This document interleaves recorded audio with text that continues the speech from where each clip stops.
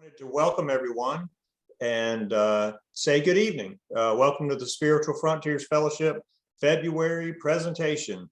And tonight's talk is with Howard Martin.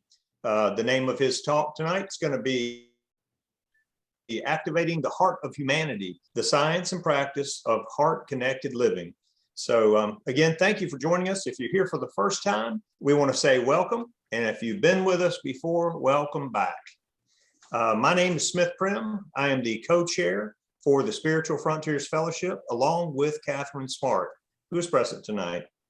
I wanted to remind you that we want you to know that SFF is here for you. You're the reason that we exist.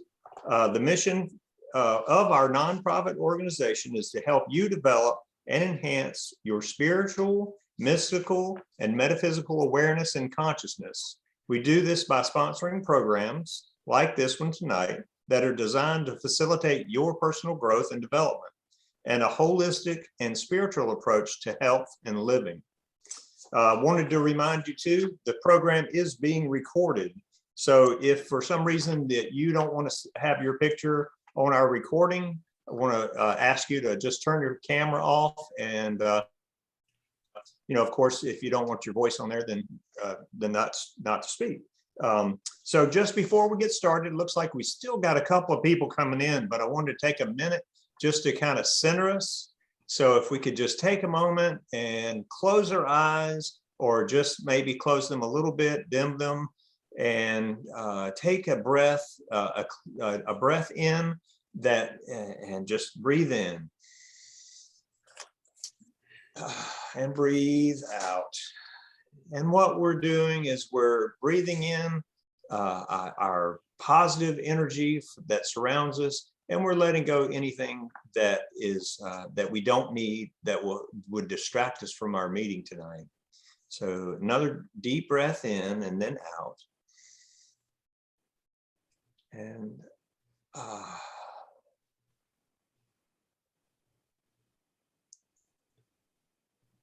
and one more.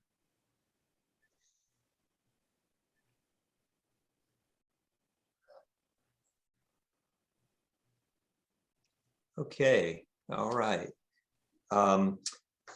Tonight, Howard, he is the Executive Vice President of Heartmath and the celebrated author of the Heartmath Solution, considered to be the definitive work on the intelligence of the heart. His presentation is on the heart of humanity, the science and practice of heart-centered living. For the past 25 years, Howard has been speaking across the globe about Heartmath, a system of scientifically based tools and technologies that bridge the intuitive connection between the heart and mind, and enable people to deepen their connection with the hearts of others. We're so honored to have him speak with us. Each year he does about 75 media interviews and webinars that are communicated through major US television networks, internationally syndicated radio, major magazines, and numerous documentary films. Tonight, as we move into the month of February and approach Valentine's Day, Howard will help us open our hearts as he explains the concepts and techniques and the science of Heartmath and its importance in expanding our consciousness and managing change, not just from our mind, but also from the intelligence of the heart. Howard's going to speak from, let's see, it's 7:05, so we're going to get him home here in just a moment, but from about 7:10 to 8:30. At 8:30, Howard will wrap up his discussion. If you have questions tonight, we're going to ask that you email them within one day to spiritual.frontiers@gmail.com. That's spiritual.frontiers@gmail.com. He's graciously agreed to answer all of the questions you send and will email his answers to all the people on this Zoom call tonight. So please sit back and prepare to enjoy a captivating presentation from Howard Martin. Here you go, Howard. All right. Thank you very much, Smith. And wow, thank all of you for being here this evening, giving your time and attention to listen to this hillbilly with an expanded vocabulary talking about art. I have a connection. I think a lot of North Carolina is where this thing emanates from, and I have a connection to North Carolina. I've lived there a long time. It's where I went to school. And Heartmath was actually born in North Carolina. The founder of Heartmath, Doc Chaudhry, is from Goldsboro. And that's where I met him many years ago now, something like 47 years ago. It's when Doc and I met, all the way back, a couple of young guns back in North Carolina trying to stay out of prison, found the heart and started going for it. So, it's led to a lot of amazing experiences for me. I can't appreciate enough what's happening in my life. And, my life is really dedicated in service to helping others find their own fulfillment, experience the wonderful gifts that life can really offer, each and every single one of us. In just a few minutes, I'll get up a PowerPoint here and we'll go into basically an exploration of heart. But I would like to say that actually, looking at the screen, I can see most of you, and I actually see a couple of people who know me. And so they showed up anyway. So that's a pretty good sign, that they're actually here, So we're off to a pretty good night together. I'm sitting here now in the Heartmath offices, my office there in Northern California, in a town called Boulder Creek, which is a little mountain town outside the cool Santa Cruz beach town called Santa Cruz. And that's where I'm located this evening. So we'll spend about an hour and a half together, and I'll do everything I can to share some of the basic principles and understanding of Heartmath with you. But more importantly, to hopefully give you an experience, or give you the opportunity to have an experience of your own heart in a new and different way. So with that said, give me a minute to push a few buttons here and get a PowerPoint going and all that stuff, and we'll do it. Okay, so the name of the presentation, as Smith said tonight, is Activating the Heart of Humanity. And so what this is really about is about, getting a better understanding of this magnificent aspect of us and of the universe itself. It's called a heart. And why it's important right now in the world and at this point in time in human history, really.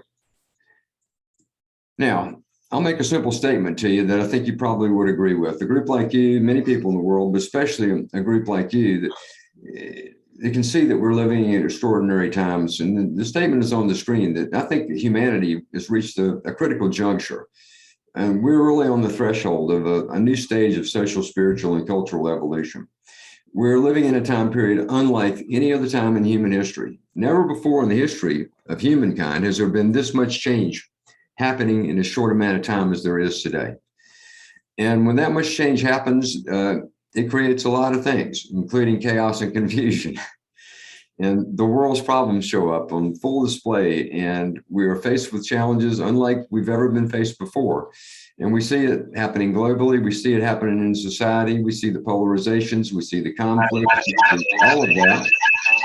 But I think we also see it in our own lives, in the ways in which our own spirit's working with us. Our own higher self is asking us to make changes, to grow into change, and to make some of the changes that we came here to planet Earth to make in the first place. And all that's happening right now in the time period that we're living in. One way of characterizing this time period is that we're in the midst of a dimensional shift in consciousness. All this change is happening because this field of consciousness, this field that we draw from to create a reality, is actually morphing and changing.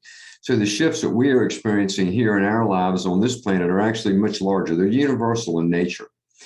And here on planet Earth, we're moving from the old paradigm of basically what I'd call a third dimension. And when I talk about dimensions in this context, I'm not talking about physical dimensions. I'm talking about ranges of consciousness, the range in which consciousness operates and the rules within it and the rightness and the wrongness in it and all the correctness and all the different things about each dimension. And in every dimension, they're all good and they all make sense from that dimension. And for about 2,000 years now, the world has been operating in this third dimensional paradigm. It's a paradigm that's characterized by things like duality, by good, by bad, by right, by wrong. It's a dimension that, is pretty self-centered in many ways. It's taking care of yourself. It's looking out for number one. All those kind of characteristics are part of third dimension. It divides, it separates, it does a lot of different things. Within it, however, the world we've created today has happened. So there's good things about a third dimensional paradigm. That's the old paradigm. And what's happening is the consciousness field is changing as we're moving into now the fourth dimension of consciousness and trying to establish that as the new baseline and how the world works. And we're actually making a dimensional and a half shift. We're not just moving into the fourth, we're going to move all the way into the higher ranges of this fourth dimension. And the paradigms change. The psychological underpinnings of consciousness begin to morph, begin to change. We begin to question things differently. We begin to see the world differently. What was before doesn't make as much sense anymore. The old ways of doing things don't seem to work anymore.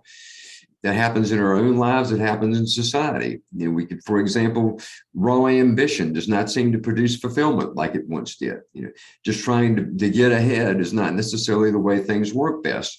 Working harmoniously, cooperatively, they make more sense now. And there's thousands of these different psychological paradigms that would be representative of this dimensional shift. So a whole lot's going on, to say the least. Do you guys feel that? You know, sort of show of hands from the ones I can see. You feel the shift, you feel the momentum, all that stuff that's happening in your life right now. It's that way. So yeah, it's challenging, and it's also adventurous. And it's a great time to be alive, a great time for us to be able to learn to grow and to change in more dynamic ways than ever before in the history of humankind. So we're moving forward. We're advancing in consciousness. And amidst all of the problems that I do see and the compassion that I have for all the people that are struggling in this world today, I remain extremely hopeful about where things are going, that we are moving in the right direction and we're moving there fast. Yeah, it's taking maybe hundreds of years to get it all done, but it's moving very, very quickly right now. And I remain really optimistic and very excited about where this world is going and where it will end up. But as I said earlier, we're always confronted moment to moment, day to day with our choices. We're going to do it the old way, or we're going to do it the new way. Are we going to approach life from the same box we built around the way things should be, the way people should be, the way the world should be functioning? Or are we open to new possibilities? Are we open to seeing things differently? Are we taking the insights that we do get, that I know each and every one of you has had, about different ways of looking at life and looking at yourself? Do we act on those? Do we manifest those? Do we follow through on those things? And we're constantly being faced during this era of high-speed change with moment-to-moment, day-to-day choices that are happening all the time. Now, to deal with this kind of change in the world we live in today, we got to figure things out differently.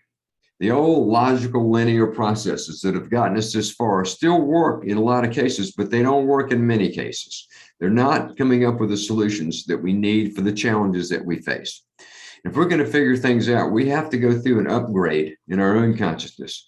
We have to upgrade what it says on the screen here, our inner technology. We all see the technology evolution happening on the external technologies. The ability for us to be here together now would be a great example of that. Here we are, you know, we're meeting. We can't be together in a physical environment together, but here we are connected, people all around the country and people from other parts of the world through technology. But what's really needed to move us to the next level is not just the latest technological innovation or invention, it's our inner technology, how we function on the inside. And that is actually happening. We're all going through that. We're going through an upgrade, sort of, in a sense, of our own inner technology. A new operating system is being installed in each and every one of us. And we can learn to do that better and do that more consciously. Now, I want to ask you a question for a minute.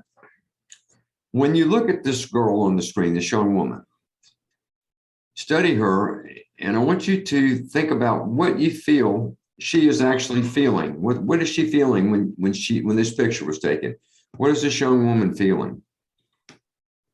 And if you'd like, you can write it in the chat box. I'll try to look at that chat and see what you say, just to catch a few things here. What do you think that young woman's experiencing? I'm seeing love, I'm seeing peace, I'm seeing love, I'm seeing gratitude, I'm seeing coherence as a Heartmath person. I'm seeing peace, I'm seeing calm, I'm seeing gratitude. That's what you sense, right? And I believe you're right about that. Now, I believe she's experiencing peace and she's experiencing calm and she's experiencing love. But let me tell you who this young girl is. This picture was taken of a young woman living in a Syrian refugee camp in Lebanon. She's a Syrian refugee living in a refugee camp. She was trained in Heartmath by people that were Heartmath trainers working in a non-government organization in this refugee camp. And they trained all these young children, over 800 of them, in Heartmath techniques. And she's practicing a Heartmath technique when this picture was taken. Now, this young woman lived in a tent, in dirt, in grime, with not enough food, not enough medicine, traumatized by war. She wets her bed every night. She saw war, she saw death, she saw all of that. And she and her family made it to a refugee camp. And there's 800 of them like her in that camp. And she was taught Heartmath. So in this moment in time, she's finding a way to make a connection with that part of herself that I'm calling heart. And she's experiencing something different than what her external world would dictate. And I do believe, as you have said in chat, she's experiencing peace. She's experiencing love. She's experiencing those qualities of heart that we each have inside ourselves. Now, the point I will make is this. This picture inspires me, and here's why. If she can do it, I can do it. If I think my life is tough at times, if I'm inconvenienced by the pandemic and all this other stuff, and I go through my ups and downs of all the growth I'm being asked to do and all these different things and the responsibilities of my job and all that comes to me, that's nothing compared to what this young woman is having to do. So if she can make that connection with her heart, I can, and each and every one of us can. And that's the reason I sometimes use the picture of her in a talk that I may be giving. Okay, let me get back here. Now, what I'm talking about now is what we call in Heartmath heart intelligence.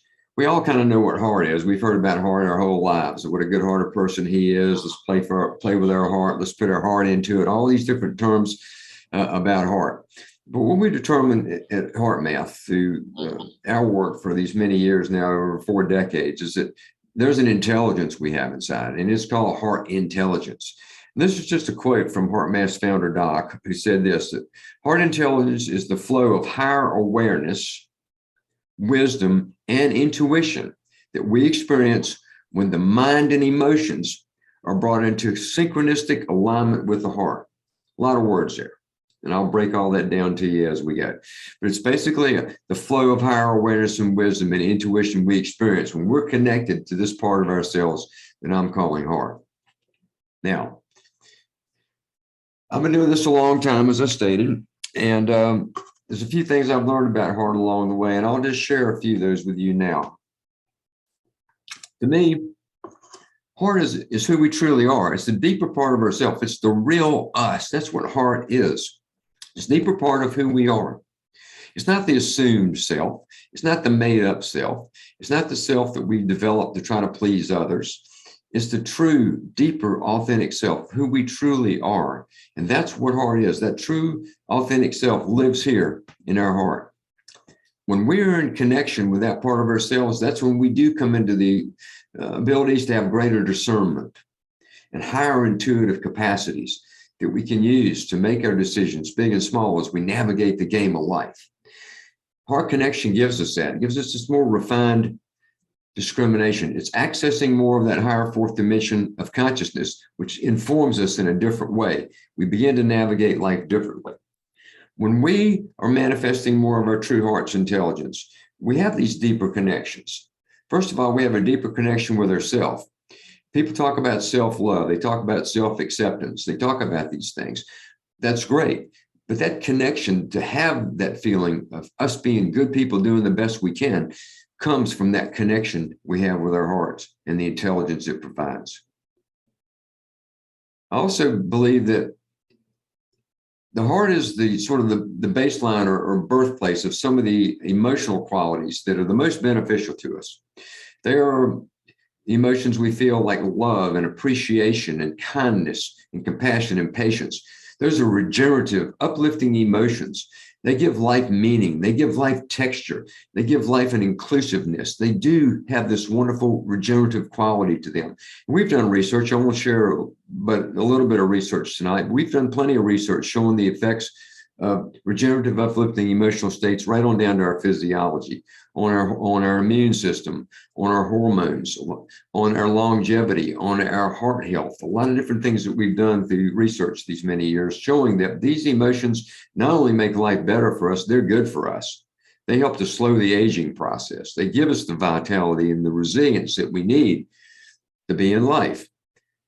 The last thing I'll say about it, it's not on the screen right now, is that when I look at all the things I've learned about heart and over these many, many years, I'll just say this. I believe that my heart is my own best friend. It's my own best friend. It's a place I go to when I need self-security, when I need comfort, when I need to make sense out of things. And it's that best friend I can talk to that helps me make the decisions that I need to make moment to moment, day to day, whether it be big decisions or little decisions. It's that best friend that lives here in the middle of my chest that gives me the ability to do that better from a more connected place, a place with more discernment and intuition, a place that comes from the real me, not some kind of assumed me. And those are aspects of what we call at Heartmath, heart intelligence.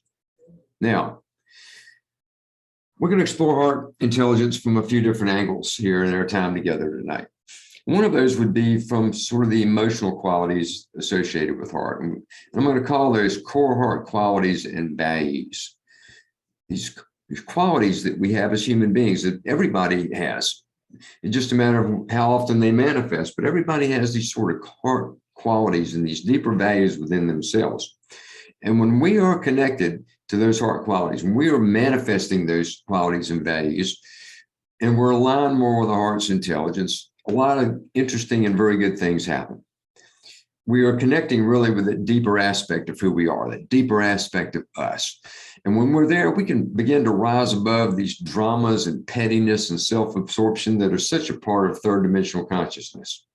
All that drama, all that significance we add to things, all that self-absorption and figuring things out, and pondering this and all that stuff, it begins to dissipate when we are manifesting these heart qualities. We're infused with positive energy. We see the upsides of things. We don't see as much of the downside. We don't look for the downsides as much. We begin to see life very, very differently from a more positive view, a more wide angle lens view of what's going on in our lives and in the world. We also make wiser choices. The statement we've heard our whole lives of listening to and following your heart is really real. When we do that, we will make better choices along the way. Those choices that we make may not reward us instantly, but long-term, what I've learned is when I'm making a true heart choice, whether my personality likes it or not, ultimately that's going to work out really well for me. That's going to work out for me. And one of the ways that we can grow our heart qualities, have them more readily available to us in everything that we do, and walk in the world that way, is just to add those qualities and our values into our daily interactions. How do we treat others? How do we see others? How much judgment do we have versus acceptance? How much kindness do we show? How much care do we show? How much of real compassion do we have for things, for people and situations? When we begin to have more of those qualities and they manifest in how we just live our lives, we begin to magnetize higher intelligence, higher intuitive capacities, all those wonderful gifts that we want from spiritual practice. They become more readily available, but it's a pragmatic approach. It starts with manifesting more heart. It starts with simple things like being a little kinder to people, not as harsh, gentler, more understanding. That's what leads to so many of the other things that I think we want in our growth and in the spiritual practice that we've taken on. These are just a list of them. I won't go through that whole long list, but there's a few things I will point out, because when we think about heart qualities, the ones that show up first are things like love, care, compassion, right? But there are many of them. You know, adventurous, the name of this organization is a spiritual adventure thing. So it's adventurous. It has that adventurous spirit. Courageous. When we're talking about heart to different types of organizations and groups that we work with, we have a wide footprint in the world. Heartmath does. We deal with a lot of societal sectors. So if we're in the military or we're training a police force or something like that, we talk about things like courage as a heart quality, We talk about dependability. We talk about honesty. We talk about, those type of qualities rather than just the soft qualities. But there's a lot of different qualities associated with heart here that we can manifest in our life. So the list is a pretty good list. And there's more you could add to this list, I'm sure. But these are heart qualities that are important to begin to bring to the forefront of what we are as human beings and how we live our life moment to moment, day to day. Okay? You guys with me so far? All good? Now, here's one of the things that's interesting about Heartmath. And first of all, let me explain the name for those of you who don't know. We've talked a lot about heart already. I've talked maybe in a tone of, say, maybe philosophically inspirational. And heart's often characterized that way. It's just in philosophy and spirituality and those kind of things, heart is just talked about and well known.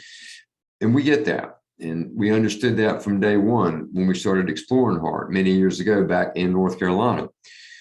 But heart wasn't making it from these lofty places down to daily living. It wasn't making it from the sky to the street. So when we started Heartmath, we recognized if we want to launch a system into the world that's going to have mainstream impact, we've got to characterize heart a little differently, because it's been done for thousands of years and it's still not making it to the street enough. So if we're going to make a contribution to getting it there, we've got to approach it a bit differently. We decided we needed to help build a bridge between what people kind of naturally feel about heart, what had been said about heart for thousands of years in philosophy and spirituality, but we needed to build that bridge down into how we live our lives. The bridge we chose to use was the bridge of science. The reason we chose science is because in society today, science is respected. It carries a lot of weight. When something is proven scientifically through an empirical process, the power of belief increases. People get it. It's been proven scientifically. So now the belief in whatever was proven scientifically increases a lot. So if we wanted people to believe in the heart, we felt like adding some science to it would be a really important step in getting that done. So Heartmath is about, the heart, but it's also about a practical approach. That's where the math part comes in. Math is not like a numbers, it's psychological equations, but it's sort of a groundedness added to heart.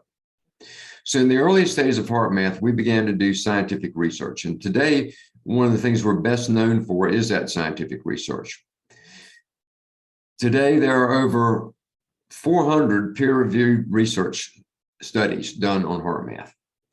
There are over 10,000 listings of Heartmath research and other research literature. The research we do today and have done over the years is not only on the physical part, the physiology of heart. We've expanded now into energetic connectivity research, into global coherence research. And I'm going to share a little bit of all of that with you, in our time together tonight. But I want to start with our physical heart for a minute. We all know that the heart pumps blood. Cardiovascular organ, pumping blood through the body, most efficient pump that's ever been on planet Earth. It starts beating at the very beginning of life and it continues to beat until we're gone. It's amazing. But that's where most people's understanding of the physical heart stops. What we found early in Heartmath was that the heart was a lot more than that. We found research studies indicating it. They were scattered throughout the research literature. Our scientist, Dr. Roland McCrae and his team at the Heartmath Institute began to dig in a little deeper and begin to do their own inquiry and own studies, and they found some amazing things. So they put this together in a way that a new story was told about the physical heart, and it's been told all over the world. I see this everywhere now from the work that we did early on at Heartmath. So it's a story that someone like me that's not a trained scientist can actually share. What I'm going to do now is share a little bit about heart-brain-body communication, because one of the things that we found out was this. The heart is an important and powerful information processing center in our bodies. Your physical heart is sending commands to your brain and throughout your entire body. And that information that the heart is sending is critical to how our bodies function. So the heart is an information processing center in the body, sending information throughout the entire system. It does it in four primary ways, and I'll briefly describe those four ways to you now. Your heart is communicating neurologically. Your heart actually contains a nervous system. The nervous system in the heart is the most complex part of the nervous system that you have next to your brain. It's studied actually through a medical field called neurocardiology. And if you ever want to look that up, there are books written on it, very scientific, journalistic type books that, that probably bore you, but there's a lot of science on the nervous system that exists in the heart. That little nervous system, that complex little nervous system, sends information to the brain through a nerve pathway that starts in your heart, goes up into the lower centers of the brain first, instinctual centers, but it continues on and goes into the mid-level brain where a lot of your emotional processing takes place, and then even continues further and terminates all the way up into the higher perceptual centers of your brain, called the neocortex. So heart is sending information neurologically to the brain. Now, brain function is dependent upon this information. It's also interesting to know this. The brain does send information down to the heart. That information is primarily just to control the timing of the heartbeat. When researchers map out the neurological traffic in the body, it's clearly seen that the heart is sending a lot more information to the brain than the brain is sending to the heart. And that's the only organ in the body that's true of. And there's your first way your heart is talking. It's a neurological communication. The second way is called a biochemical communication. Back in 1983, this is one of those things that we discovered in the research literature. I call them today a who knew, like who knew this kind of a thing. Back in 1983, the heart was reclassified as being part of our hormonal system. The reason is that it produces hormones. It produces a number of different hormones. So it's a hormonal gland as well as a cardiovascular organ. One of those hormones, for example, it's called atrial peptide. One of atrial peptide's primary jobs is to reduce the release of the stress hormone cortisol. So it mediates cortisol release. I thought this is pretty cool. I have a hormone being produced in my heart that's helping to back off a stress hormone. The heart also produces a hormone called oxytocin. You may have heard of that. It's been a lot in the transformational community literature. Oxytocin is a very regenerative hormone that is produced in greater amounts when we are feeling or in a loving situation. Like a mother with a young baby, for example, is going to be probably producing a lot more oxytocin when she's with that baby. And it's a regenerative hormone. It's turning out now, it's difficult to measure this hormone. It's turning out that the heart actually may be the largest producer of oxytocin in our bodies. The brain produces it as well, but it's likely that the heart is producing the most oxytocin that we have, a regenerative hormone that increases when we're in a loving state. There's your second way. The third way is called biophysical communication. When you or I places our finger on our wrist, we feel the pulse. Well, what is the pulse? The pulse is actually a wave of energy. It's created by the squeezing of the heart muscle. That wave of energy pushes the blood through the veins and the arteries, right? And so the blood pressure, it's called a blood pressure wave. And then the blood pressure wave is traveling out the entire system. That's how blood gets to your big toe and to your earlobe. It's like it's pushing the blood through the entire body. The blood pressure wave changes depending upon how the heart is beating. As the heart goes through rhythmic beating changes, which it does all the time, we'll explain that in a few minutes. As those changes are occurring in the heart rhythms, the blood pressure wave is changing. Changes in the blood pressure wave are influencing other parts of your body. For example, the electrical activity in our brains is synchronized to changes taking place in the blood pressure wave. So as the heart beats differently, the blood pressure wave changes. It then influences electrical activity in our brain, which ultimately influences how we think, how we feel, how we perceive. With me on that? How you liking science class so far? Next is the energetic communication. This is where it gets really interesting to me, and I think you'll enjoy this. The first three ways I've talked about are biological communications, and they're well understood, well documented, well researched by researchers all around the world. There's no mystery there. The fourth way, however, is energetically. You see, your heart is an electrical organ. When we go to a doctor, the doctor says, look, I want to do your electrocardiogram now. Well, what are they doing? They're measuring electricity being produced by your heart, by the beating heart. They put electrodes on your chest, they get a signal, they look at that signal and determine something about the health of your heart, but they're measuring the electricity produced by the heart. The heart produces the strongest source of bioelectricity that we have. It produces 40 to 60 times more electrical energy than the second most powerful source, which is our brain. Now, it's producing enough electricity that it creates a magnetic field that surrounds us in 360 degrees. This is a computer model of that field done by researchers at the University of Arizona. So we have this field that's surrounding us in 360 degrees all around the body. And that field extends beyond our skin out into space about 3 feet. For those of you from another part of the world, about 1 meter outside the body.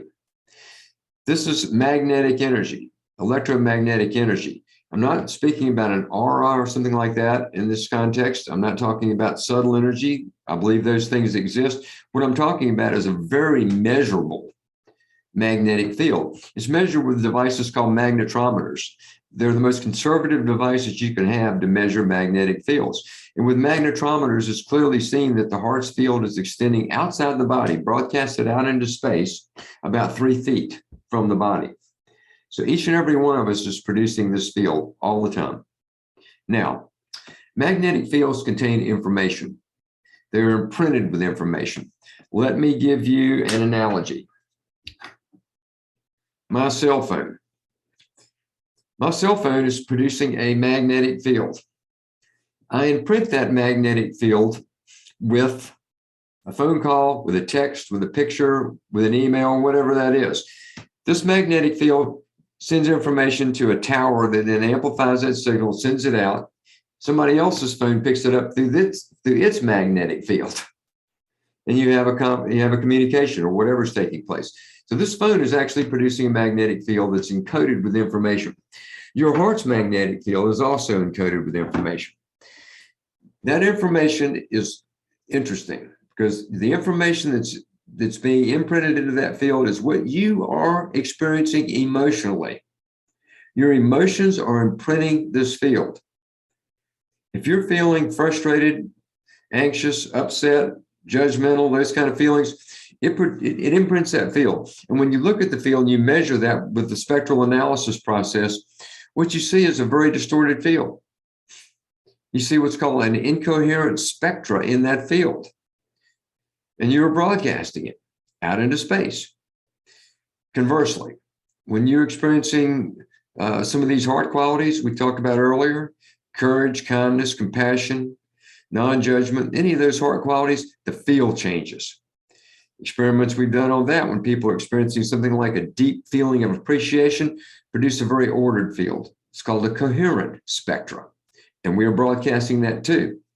Now, the field is permeating our entire body. Every single cell in our body is being bathed in this energy, and we're also sending it out. So the question they ask is, what are we bathing our body in, and what are we sending into the world? So whether we are smiling on the outside and fuming on the inside, the field is going to pick up the fuming. It's going to pick up what we are experiencing and what we are broadcasting emotionally. It gets a bit more interesting. As I said earlier, this is a very conservative measurement. Researchers believe this field goes much further than 3 feet. That if you're measuring with different equipment, different kinds of equipment, you could pick up this field from no telling how far away. It could be, I don't even want to say, but just, miles and miles and miles, maybe hundreds of miles. It could go way, way further out from the body. Taking a step further, when you begin to consider this field from the lens of, say, quantum physics versus Newtonian physics, the perspective changes. I'm absolutely no expert at all on quantum physics, but I do know this. In quantum physics, the same rules of time and space don't apply as they do in traditional Newtonian physics. Time and space don't have the same relationship or understanding. So if you looked at this field through the lens of quantum physics, it could be infinite. It could be a connection to the universe. It's definitely not bound by time when you look at it through the lens of quantum physics. And literally each and every one of us is producing that now. So the research we've been doing here at HeartMath, or the Institute, HeartMath Institute, has gone into this energetic connectivity and global implications of this in terms of global coherence, et cetera. But right now, I'm going to suggest something to you, is that we are together right now connected energetically, beyond time and beyond space. No matter where we are in the world right now, all of us that are a part of this time together this evening have created an energetic field environment. An energetic field environment through a shared experience. And that we are connecting right now in this very moment in time through this vast web of unseen connections. And that the main connector point between us all is the heart. That's where the real connection is happening. My heart to yours, your heart to mine, all of our hearts together with each other. So again, now we're looking at what happens non-locally through connection. We're looking at what happens when a group of people comes together and increases the experience of heart qualities. What happens in a team dynamic, for example, what happens in a football stadium, and what happens in these places when large groups of people begin to synchronize more in the qualities of the heart. So HeartMath research will go on and on. There's a lot of interesting things and interesting inquiry for us along the road to where all this is leading. Okay? That was your science up to this point.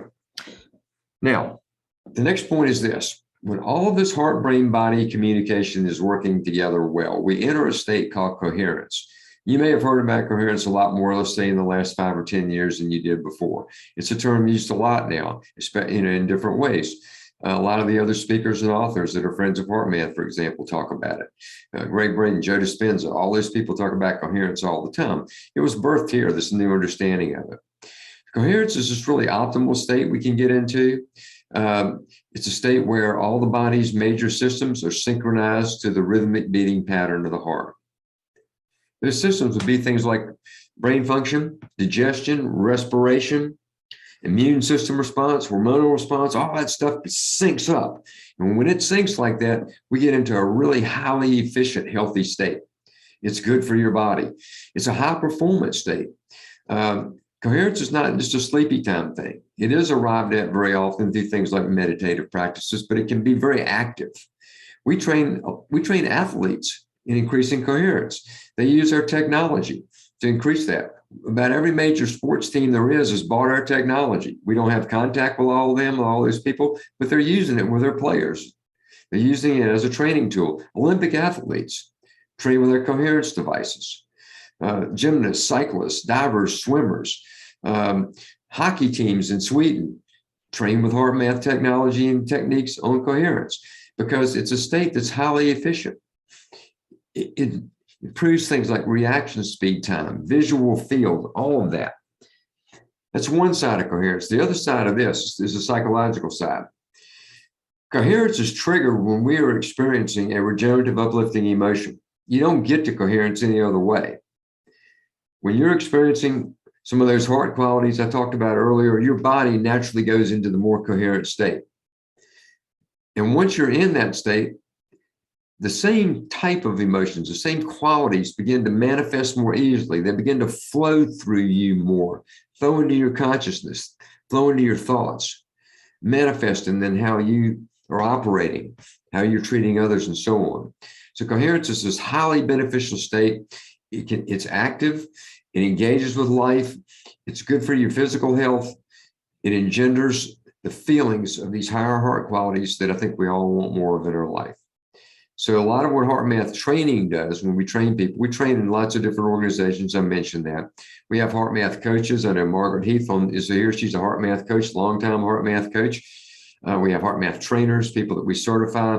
So people all around the planet are being trained in HeartMath. Millions of people every year are being exposed to and in some form being trained by HeartMath.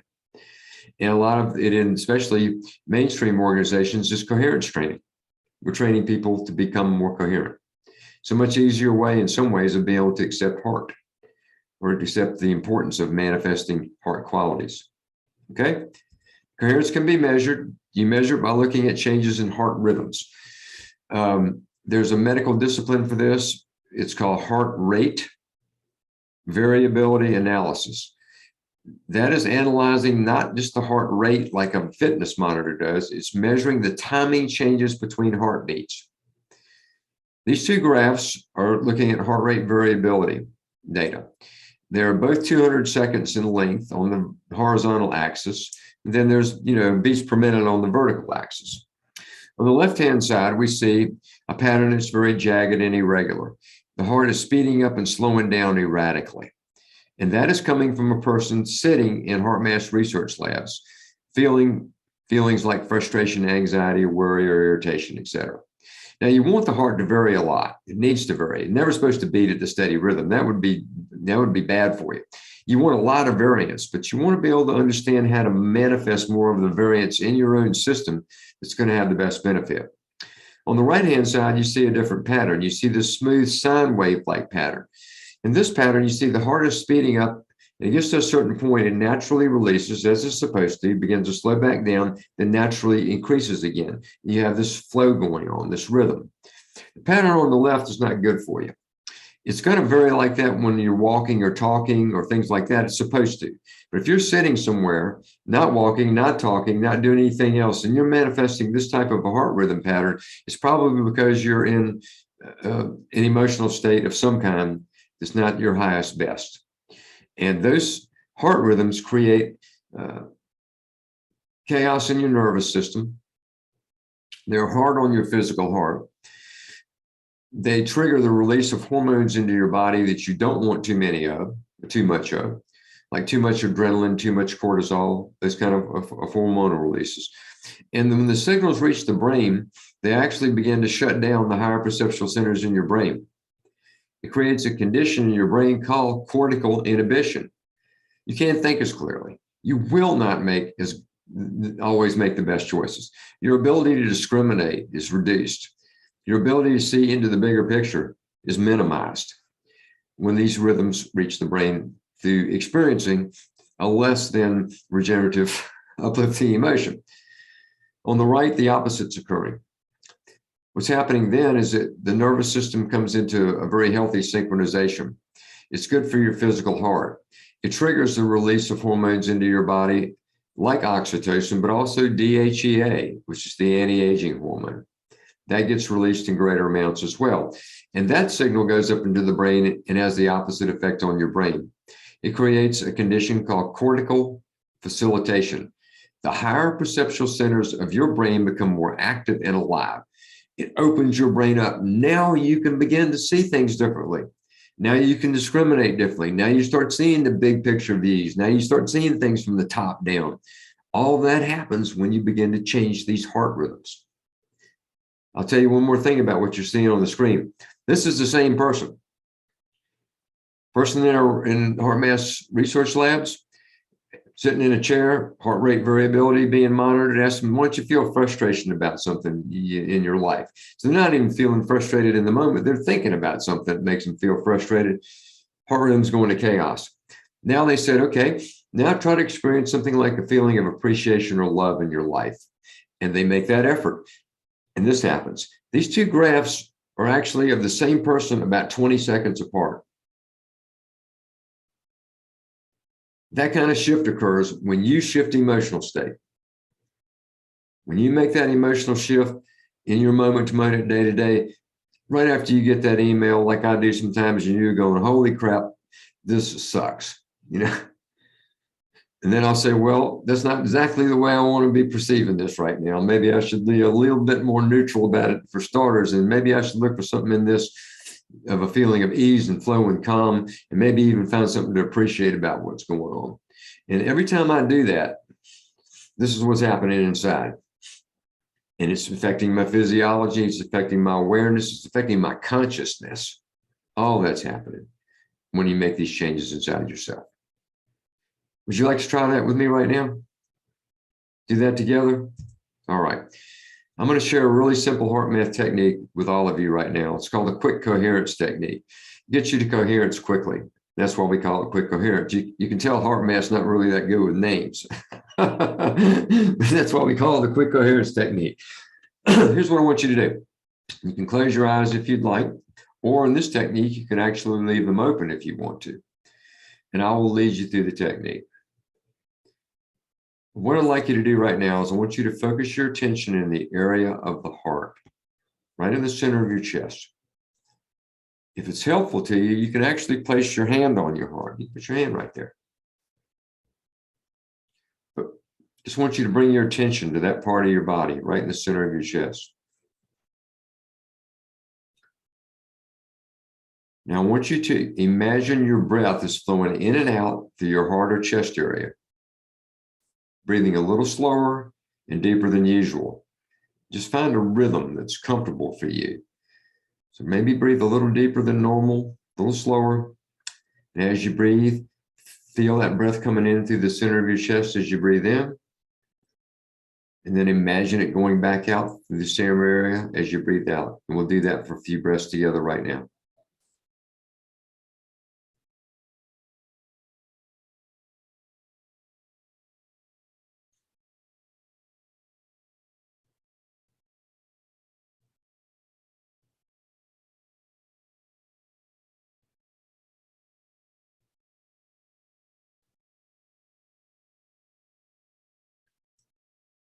I'd like you to keep breathing that way. In step 2, I want you to activate and sustain a regenerative feeling, such as appreciation, care, or compassion. Don't force it. Make it easy and gentle. Maybe you can just appreciate some of the good things happening in your life. There's always something to appreciate.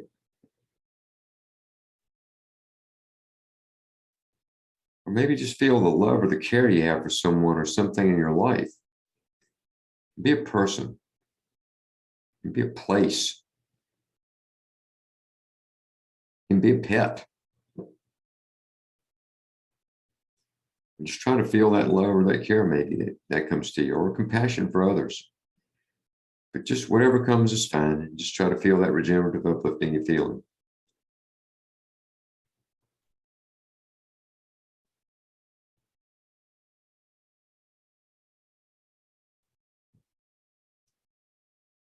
As you're doing this, nervous system is synchronizing, heart rhythm is becoming more coherent. Regenerative hormones are being released in greater amounts in your body right now.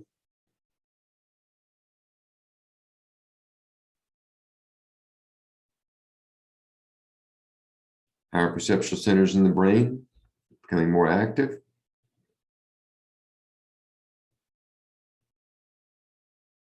And non-scientifically, let me say this to you. As you keep doing that heart-focused breathing and feel that feeling, so what's happening is you're opening up now more to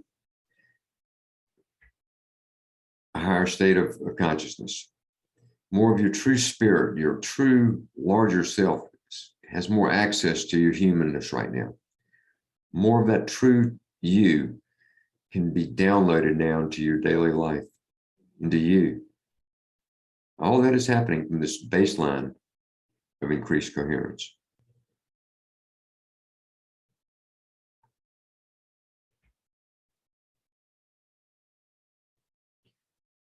All right, if you had your eyes closed, you can open them now.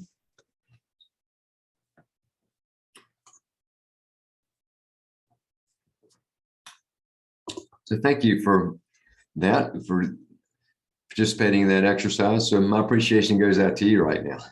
As I said, when we get to that state, those same type of emotions become more readily available.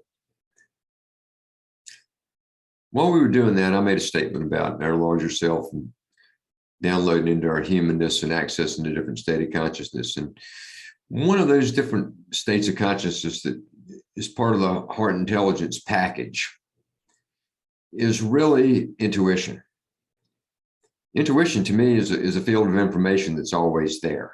It's information that is not filtering itself through normal logical linear processes. There's an intuitive field of information that knows.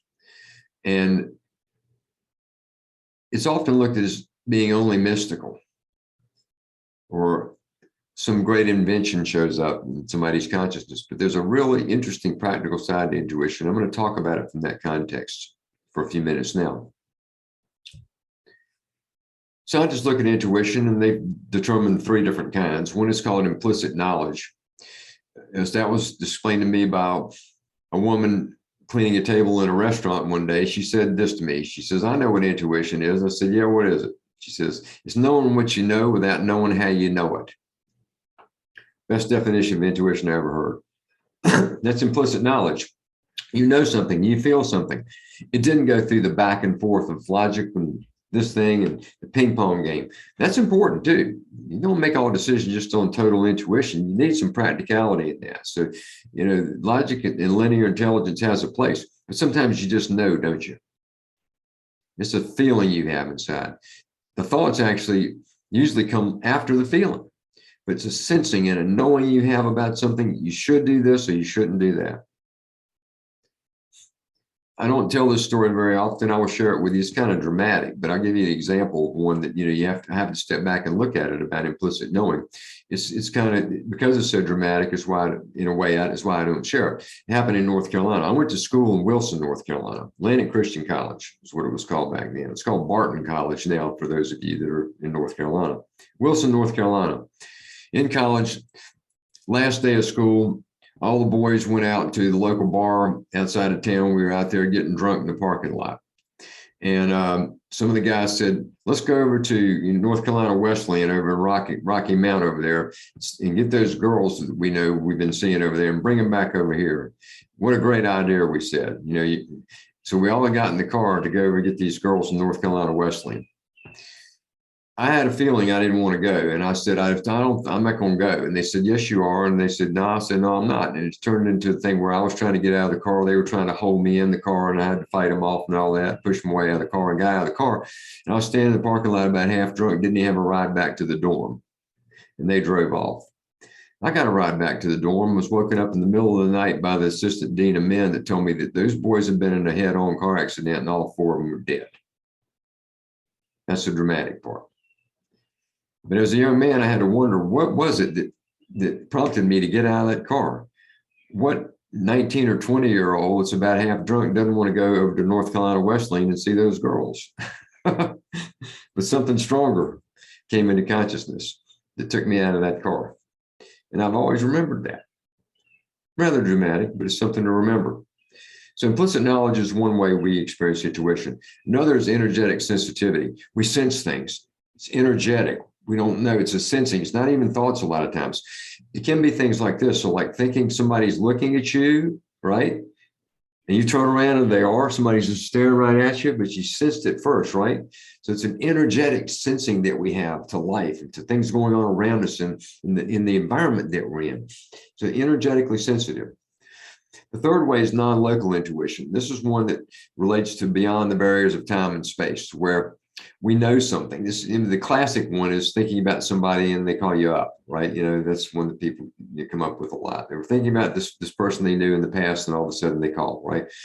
Another one, we've read these stories about people like, let's say a mother's away on a business trip. She's 3,000 miles away from home. She gets this panicky feeling inside that something's wrong with her child. She calls up. The person that's at the house says nothing's wrong. She says, go check on her. And she goes and finds her baby in the cribs choking or something, right? And the mother had this sensing about it and acted on it. And so it wasn't bound by time or space. The woman's 3,000 miles away, but there was an intuition there about something going on that they acted on.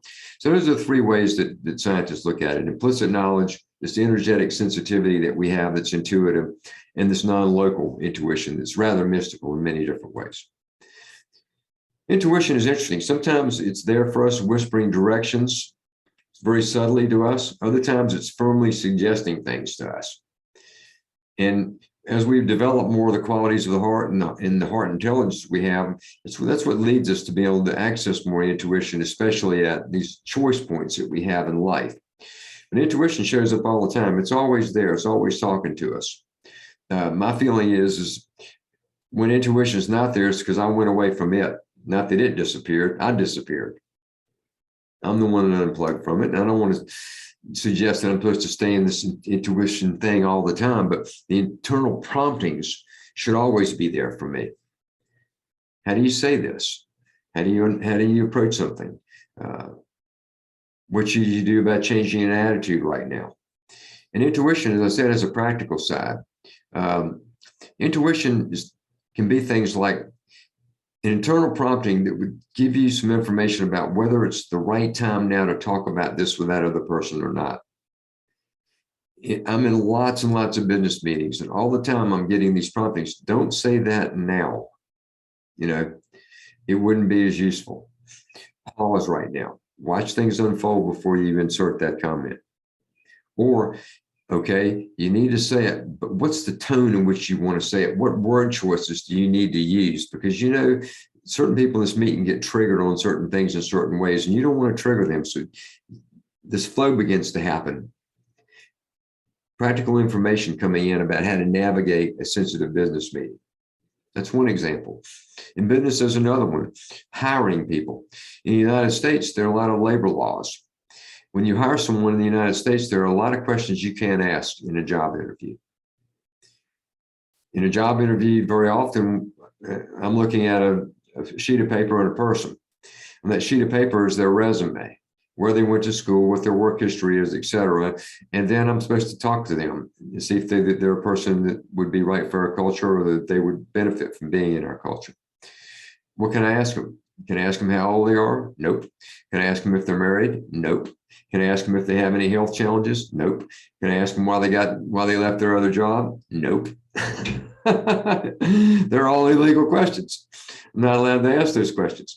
So what I can ask them questions about, you know, tell me about something in a job that was challenging and how you dealt with it and stuff like that, generic questions.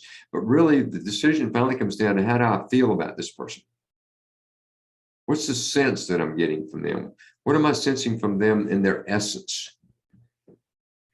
It separates this person from that person, even though the sheets of paper have similar credentials and information. That's intuition in a practical way. I'll give you one more that really impresses me. Is parenting. I'm not a parent, but when I watch people parent, as casual as it is to them, a parent working with a young child, especially one that's not able to communicate very much yet, is having to sense everything in that child's needs. And when their hearts are open with that love they have for that child, they sense things at such discriminating levels, deeply into the understanding of what that child's needs are, or what they need to say to that child, or what their child needs to be moved, or when they need to eat, all this other stuff. And it's all happening in this flow, and it's happening through the love that the parent has for the child, and it's so intuitive. That's practical intuition. It impresses me when I see it unfolding in the ways that it can, when it's really, really good. So I'm just giving you examples now of practical intuition. Intuitive intelligence reacts faster than the mind can perceive, and it often bypasses standard thought processes, right? That's that direct knowingness. Boy, it's just there. It hadn't gone through all the standard thought processes to reach an understanding. I think we need both at times. A business person I worked with one time that was working with me on projects, he told me, he used a term that I've always gone back to. He said, you need to make your decisions on informed intuition, meaning you need some facts. You need some data. You need all that. At the end of the day, then you need some intuition added to that. Don't just base it all on the facts. Use your intuition to make that decision. So intuition can be used that way, and it works faster than the mind can perceive, and often it just leaves out some of the standard ways we go about reaching understanding. Now, I'm going to share a research study done by Heartmath Institute with you. It's called the Electrophysiology of Intuition study. You can get that study and just you can download all of Heartmath research studies for free. There are two Heartmath websites, heartmath.org and heartmath.com. I work for heartmath.org, Heartmath Incorporated. The Institute is our nonprofit. That's where the scientific research happens. And you can go to the heartmath.org website, click on the research tab, and you can stay busy for a really long time. A lot of studies there. This one's called the Electrophysiology of Intuition, a published study published in the Journal of Alternative and Complementary Medicine. In this study, let me go slide back. In this study, participants were brought into a research lab. They were sitting in front of a computer. They had a button in their hand. That computer had been loaded with images. Some of the images were carefully chosen. Some of the images were intended to be horrific. Some of the images were intended to be very beautiful and evocative, right? And the computer was set on random select. It wasn't programmed. Random selection of the images. The way it worked is this: person sitting in front of the computer screen, a prompt comes up on the screen, push this button. They click the button. After they click the button, the screen's doing nothing, staying blank for 6 seconds. Then a picture shows up on the screen, stays on the screen for 3 seconds. Then the screen goes blank again for 10 seconds. And then the process repeats itself. And so these test subjects had this process repeated over and over and over and over with lots of different images. Press the button, 6 seconds, nothing, 3 seconds picture, do it again. And they did all that. And while they were doing it, they were hooked up to a variety of measurements. Their brain waves were being measured, galvanic skin response was being measured, heart was being measured, heart rhythms, heart rate variability, heart evoked potentials, all these different measurements were being taken from their body while they did the experiment. And when the researchers analyzed the data, it got really interesting. What they're able to see is that in many cases, the physiology of this person was responding to the upcoming picture 6 seconds before the picture was actually on the screen. In other words, the body was doing what it would do if this picture that was horrific was there, but the picture wasn't there, or vice versa, if the picture was pretty, right? And the body was responding 6 seconds before the picture. Now, when they dug in more on analyzing the data, they found that what was really happening is that the body's response was happening in 3 stages. 6 seconds before the picture emerged, the heart began to do what it would do if the picture was there. A second and a half later, the brain started to do what it would do if the picture was there, but wasn't. And then a second and a half before the picture actually came up on the screen, the two came together, they coupled at a frequency level. Heart and brain came together, and then the picture showed up. So it was heart first, then brain and heart together, and then the picture. 6 seconds before the picture was on the screen. So one day when I was on a plane with Dr. Roland McCready, he's the director of research at Heartmath Institute, I was asking him to explain this study to me really well so that I could do things like I'm doing tonight, share it with you. And he made a comment kind of casually in between, eating his pretzels. He said, yeah, but, it could be really different than 6 seconds, because 6 seconds was what the research protocol was set at. You follow me on that? What if the research protocol had been set at 6 minutes or any other time frame? But this is showing that it's 6 seconds it happened, but that was the research protocol. He says, it's possible that this thing, our sensitivity to these things could be happening far into the future. Far into the future. This is just the first level of study on these things. And it was very, done in a way, and they were surprised. They weren't looking for this. The study was actually designed to measure what they call the precognitive response. It turned out to be measuring the pre-heart response and then cognitive. But they weren't looking for this. This was not a study that they had predetermined what was going to happen for sure. It was clean research. And this is what showed up. So it implies that the heart is actually accessing a field of information that goes beyond the boundaries of time and space. And that, it also implied in the summary of the study that it's something that we may have been doing all along, and that we're just becoming aware of it now. That we as human beings have been operating this way unknowingly for God knows how long. And it's just a new awareness that's coming to us now, of beginning to understand that we have these capacities. And I take that back to practical intuition. Say, okay, so that's great. We can do all this. How mystical is that? How wonderful is that? How cosmic is that? That's great.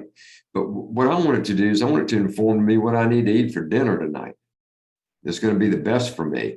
I wanted things like that out of my intuition. I'll get around to research the studies and massive discoveries later. But mostly what I want it to prompt me on what I need to do to be a better Howard Martin. Moment-to-moment choices that I need to make where I can be better me and be of more service to others. That's really what I want my intuition to tell me. That's the highest intuition that I want. Okay?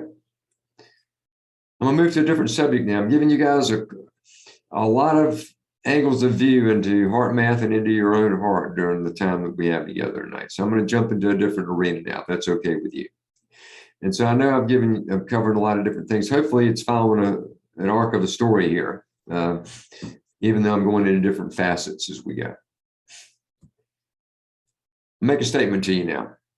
We all live in a field of energy that reflects back to us, not what we think in our minds, but what we feel in our hearts. That's one of my core beliefs, that we all live in this massive field of energy called consciousness that's reflecting back to us, well, not what we think, but what we truly feel in our hearts. There's no cheating on this.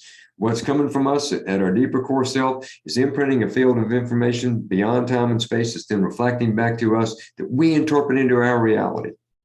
That's the game of life, summarized right there, or one way of looking at it.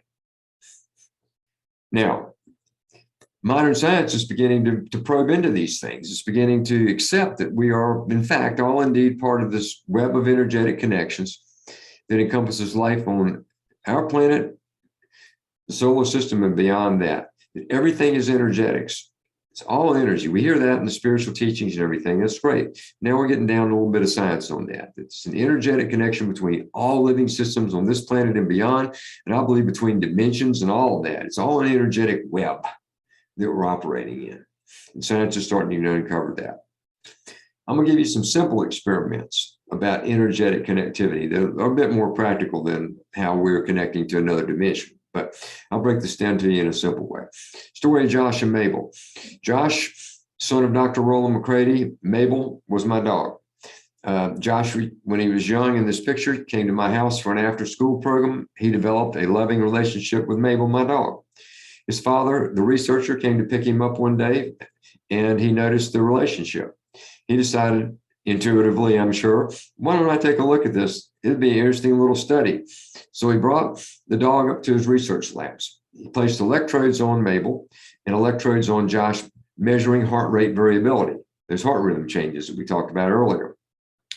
He put the dog in one room, son in his other. He told his son to walk into the room where Mabel is. Don't touch her. Don't pet her.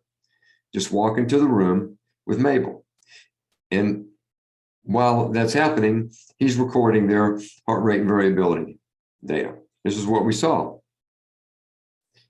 Mabel's on the top, Josh is on the bottom. On the left-hand side, this is when Mabel's in the room, they're separated. Josh enters the room, and look what happens. You remember the graph I showed you earlier of the sine wave-like pattern that represents high coherence? You remember that? What happens is when Josh walks in the room, both Josh and Mabel go into that coherent state. They both went into high coherence when he entered the room. When he leaves the room, Mabel wants him to stay, doesn't like it. Her heart rhythms get chaotic again. Josh's get chaotic again as he's walking out of the room. But the time that he went in the room, they are synchronizing. This is synchronized heart rate variability. This is a scientific picture of hearts connecting, is what that is. And what's connecting them? Love. The power of love. Between that boy and that dog, have created this synchronization, coherent rhythms in both of them, synchronized coherent rhythms between them. It's a picture of the love of a boy and a dog from a scientific standpoint. Energetic connectivity. Here's another experiment done by another organization, not by us. They used our technology and a Heartmath technique to do it. In this study, there were 40 people. They divided them into 10 groups of 4. They placed these groups of 4 people at individual tables. So there's a table set up, there's 4 people at the table. Prior to the research study, they had chosen 3 people that would be at each table, and they had trained them in a Heartmath technique. We're going to train you in, it's kind of like what we did with quick coherence. It's called the heart lock-in technique. The only difference is they radiate. You radiate when you're in that technique. So radiate from the heart. The third person wasn't trained in anything, and nobody knew what the study was about. The people at the table were all hooked up to Heartmath technology. You should look on the heartmath.com website for Inner Balance Trainer or Heartmath or M-Wave Pro, those kind of technologies. I won't go into that with you tonight.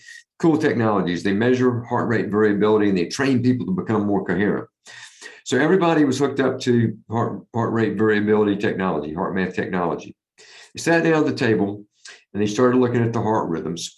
And at a certain point in time, the 3 people who were trained in the Heartmath technique were instructed to start radiating a positive emotional state to that 4th person. They're not talking or anything, they're just radiating. Radiate that love and that appreciation of that fourth person. What happened is in not every table, but in a high percentage of those tables, when that started to happen, the people that were trained went into higher coherence, and so did the fourth person who was doing nothing. They were sitting there, and they went into coherence anyhow, as those people radiated their love and their appreciation of that person. Energetic connectivity. People's fields influencing each other's fields. That's what that's really about. The last one I'll share is kind of cool. This is done by researchers at University of Virginia. It was about how relationships affect how we perceive things. The way this study worked is they brought a person in, they stood them in front of a hill, and they asked them to estimate how steep that hill was, how big that hill was, and the person would estimate that. Then they bring some people together. They bring two people. Two people don't know each other. They ask them the same question. And when they're two people together, they perceive that the hill was not as steep as the first person did. It wasn't as big. They saw the hill as less steep and less big. The third part of that study was they brought two people together that had a relationship. They were either friends, maybe spouses, whatever, and asked them the same question. And they saw the hill as smaller than any of the other groups. So the analogy to that is that we see the world less stressful when we are connected with one another, when we're in relationships with one another. The world's problems are not as big when we're in it together, is what that means to me from a simplistic term. It also relates to energetic connectivity, this unseen energetic connection and how it influences things. In this case, how the connection between people creates a perception shift in how big something is, how steep something is. Interesting study. So that's a little bit on energetic connectivity. I've got about another 10 or 15 minutes with you, so let me expand now. New research suggests that we feed information into the global field, and that we're in this essentially this feedback loop with the Earth's magnetic fields. Let me explain. The Earth produces magnetic fields. Our heart does. I explained that earlier. So does the Earth. The Earth produces its own fields. It produces two primary fields. One's called the geomagnetic field. You've heard of that. It's what a compass measures. It's what navigation systems operate off of. All of that. Geomagnetic field. It's a field produced by the spinning of the iron core at the center of the Earth. It compasses the Earth, and it provides a protective layer around the Earth, protecting us from incoming space weather. Solar radiation, solar flares, solar winds, cosmic rays, all that stuff that's coming at us from outer space is being buffered by the Earth's fields. If these fields didn't exist, there would be nothing resembling life on the Earth. It'd be a rock. Now, there's another field that works with a geomagnetic field called the ionosphere. The ionosphere is a field that starts just above where the atmosphere stops and goes up into space about another 120 miles. And these two fields provide this protective layer around us. Now, these fields are constantly changing. Solar radiation, the solar flare we just had come to Earth today, is affecting these fields. They're always changing and always morphing. And a lot of science has already been done and more going on, showing that changes in the Earth's fields are affecting human health and behavior, individually and societally. Well known now. It's not mystical. It's well-known research. As the fields change, a lot of things occur. People's emotions change, increases sometimes in traffic accidents, hospitalizations. There's also positive things. Some of the greatest discoveries and histories of the world came when there was a more amplified field going on around planet Earth. So it's not all negative. It's a neutral thing. But the fields are affecting human health and behavior. Now, our hypothesis at Heartmath is the Earth's magnetic fields are carriers of biologically relevant information that connects all living systems, and that we, in fact, each and every one of us are affecting these fields.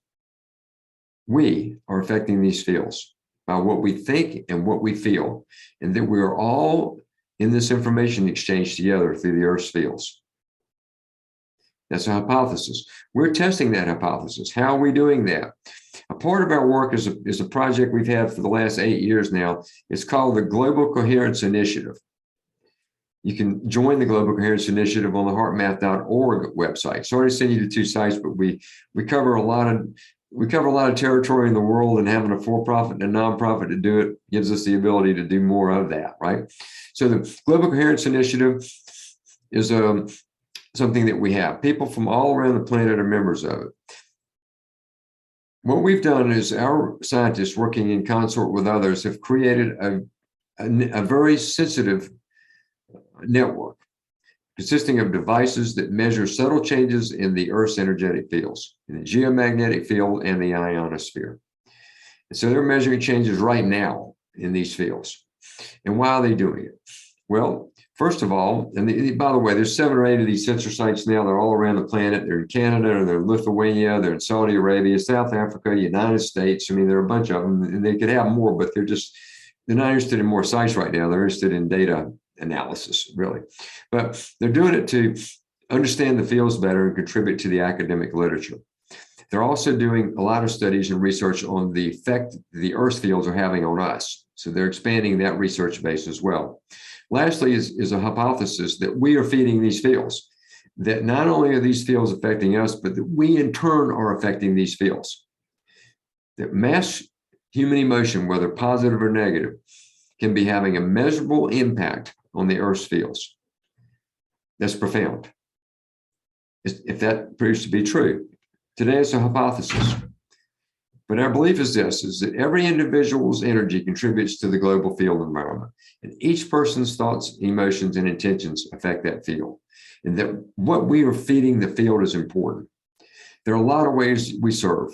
Each and every one of you contributes to the well-being of others. It's the deeds that we do. Some of it's the jobs that we do. It's a lot of different ways. But to me, the most important way that we contribute to the well-being of others and that we usher in this new and better world in as kind of gentle way as possible is we do it through what we put into that field. And that's not only through our meditations and prayers, it's through how we walk in the world. What do we think and what do we feel? How are we treating each other? That's what's most important. And yes, we amplify that. There are thoughts, our prayers, and our intentions, our affirmations, all of the wonderful things that we know how to do. We make contributions to the field. The field changes in some ways. It influences human health and behavior. And there's a loop that goes on that helps to usher in this higher fourth dimensional state of consciousness that is going to become the new baseline for how planet Earth functions. Let's do that together right now. I'd like you to close your eyes, or you can watch the screen in this image that I have here now. And I want you to focus your attention in the area of your heart, the center of your chest.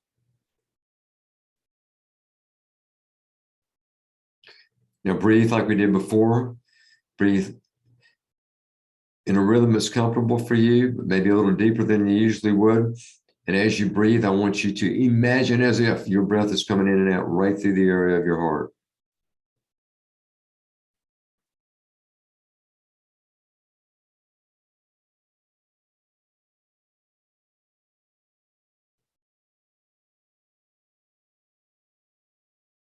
Now I want you to feel a regenerative, uplifting emotion. Maybe pick a heart quality and just feel that feeling as best you can right now.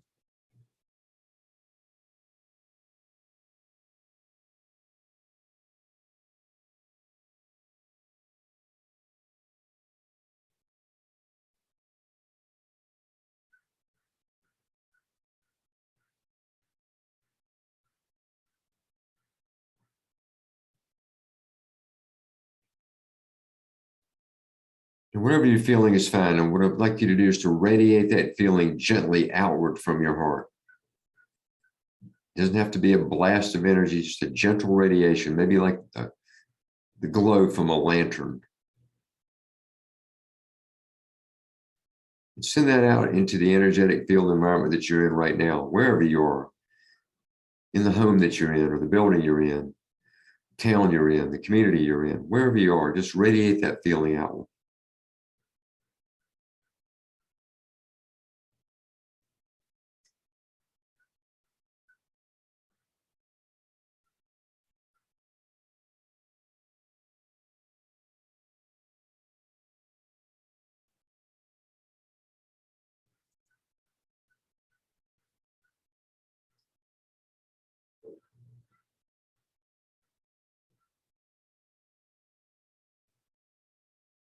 Next, I'm going to suggest that you find a feeling of compassion in your heart. Compassion is the highest frequency in the love spectrum. So feel compassion. Let's feel compassion for all the people in the world right now who are going through such hardship.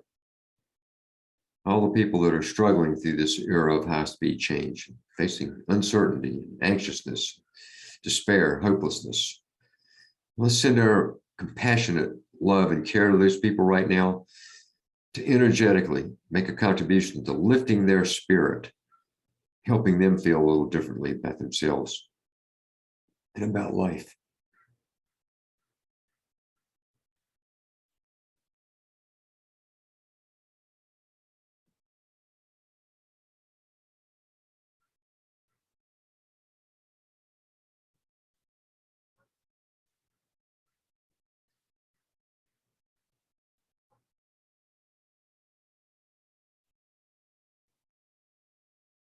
Stay with the feeling, gentle radiation, compassion, radiated into the energetic field environment.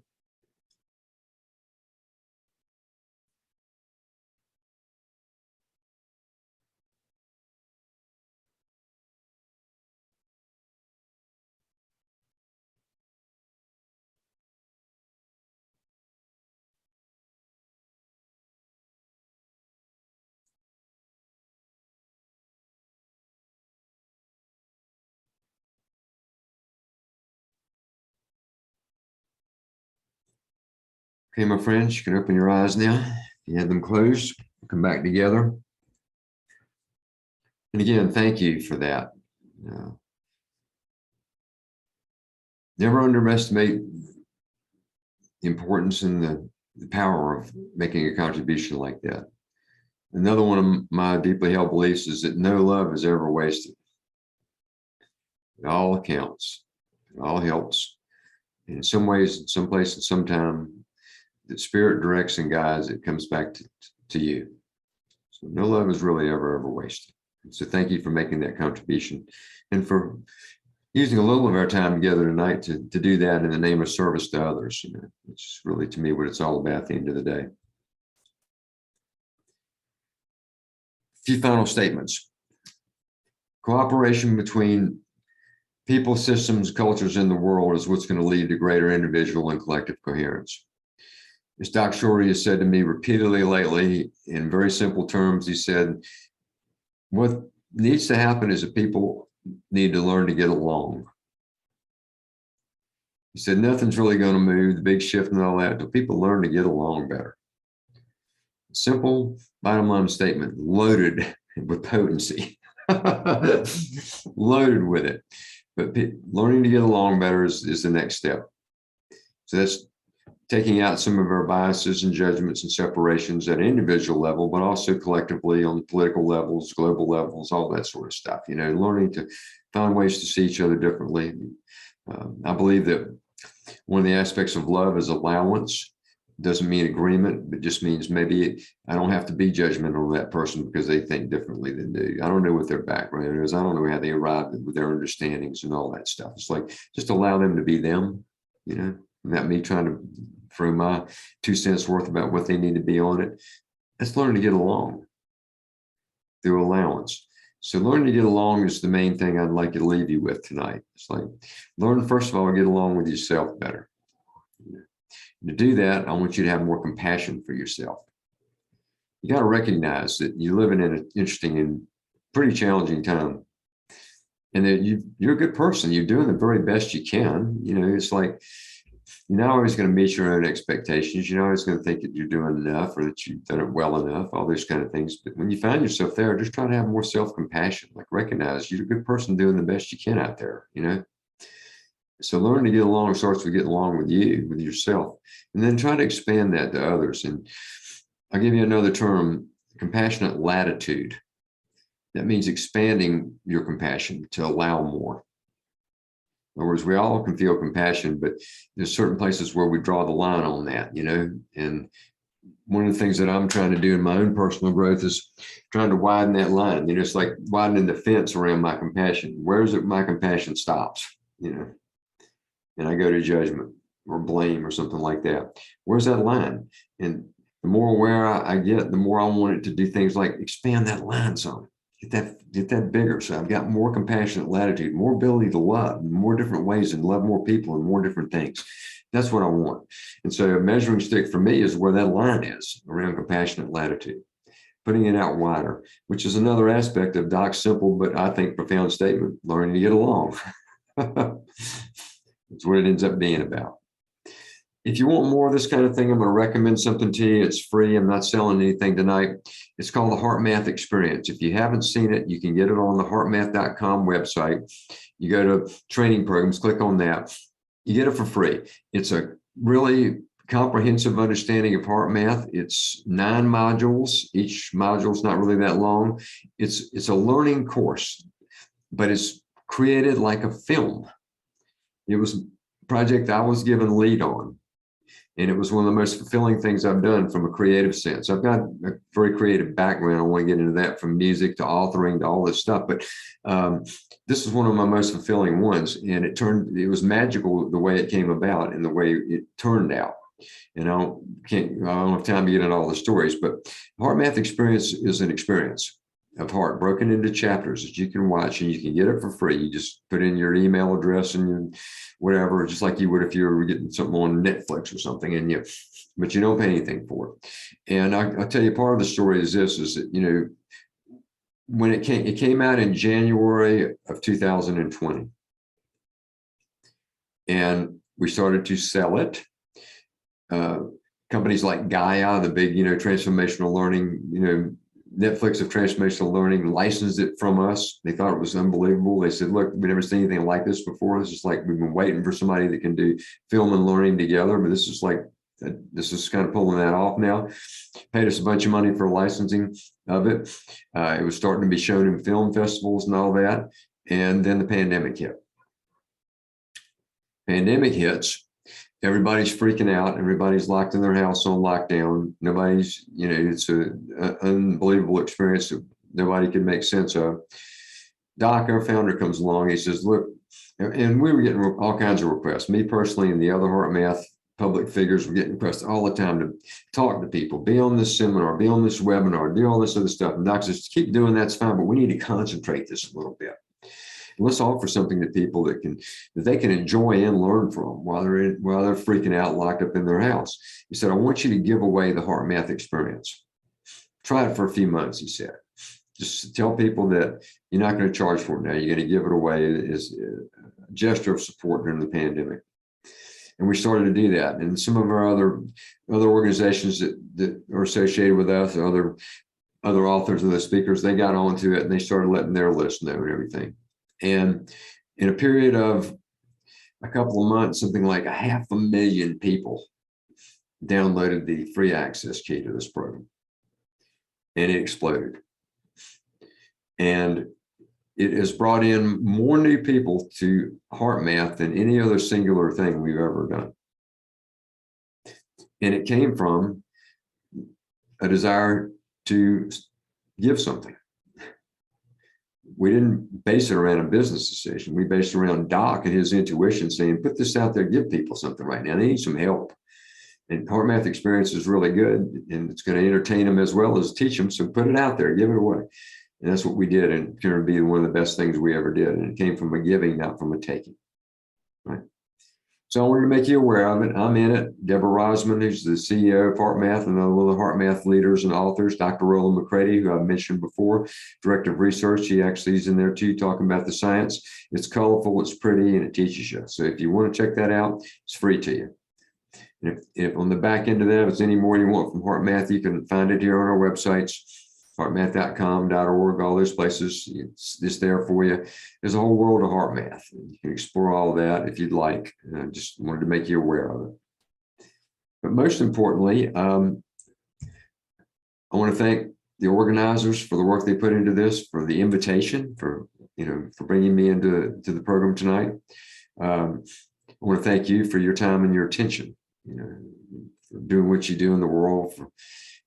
I know that if I knew what you did, I'd probably be pretty amazed at the wonderful things you do and all of that. And I want to honor you for that. And I'm going to even get intuitive for a second. I'm going to honor you for what you are going to do in the world, what you'll do in the future. Because to me, it's people like you that do represent the hope and that do make this real to me. As I said in the beginning, I remain so hopeful and optimistic about where the world is going. It's from people like you that gives me that feeling. So I'm thankful for being able to do what I love to do, which is share a little bit about what I know about heart, and to share it with you folks tonight. My apologies for not being able to stay for a lot longer. I had another commitment that I'll have to get to. Not one I'm necessarily looking forward to. It's intellectual property law and all this other stuff I have to deal with, but I'll change my attitude about that. I'll turn that into a game somehow. That's what I'll do, but that's what I have to go do this evening. And I'll need a little break between now and then to refocus. I will turn this off now so we can see each other. If that's okay with you. Is that all right with everybody?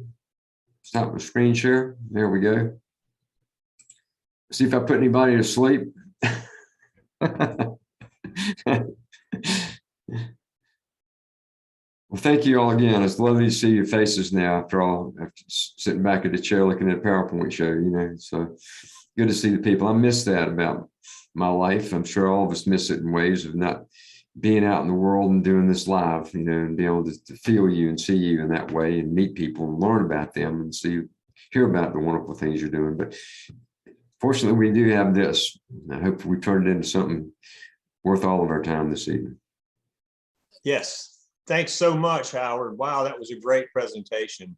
Everybody give him a hand. Thanks. A heartfelt thank you, Howard. And it's so great to see you again and have you here.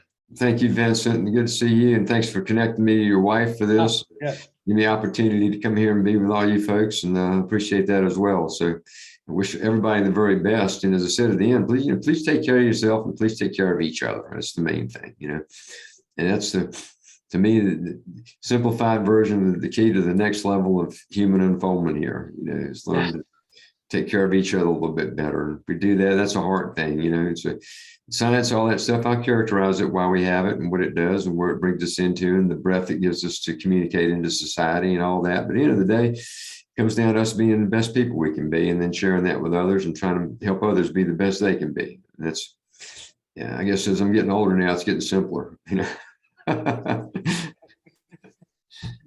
All right, my friends. I know you guys will probably stay on. I'll sign off this meeting. Yes. We want to get a look at everybody and get to the back screen here where I've got some other folks that are on here. And I thank all of you again for your time and attention. I wish you all the very, very best. Please take care. Be well. All right. Thanks, Take care. Howard. All right, bye-bye. Yeah, if everybody wants to stick around for a minute, I got some information about the questions to send to Howard. Thanks again, Howard. See you Bye later. now. So thanks again, Howard, for the presentation tonight. That was wonderful. It was more than just information, because I love the practices where we get an opportunity to connect and actually exercise some of the theories and the information that's presented. Again, if we have questions for Howard, we ask you that if you could just email them to spiritual.frontiers@gmail.com and do that within a day. And then we can get those to Howard and he'll respond to them to everyone. So also wanted to remind everybody about next Spiritual month. Frontiers. Excuse me? Spiritual Frontiers what? Spiritual.frontiers@gmail.com.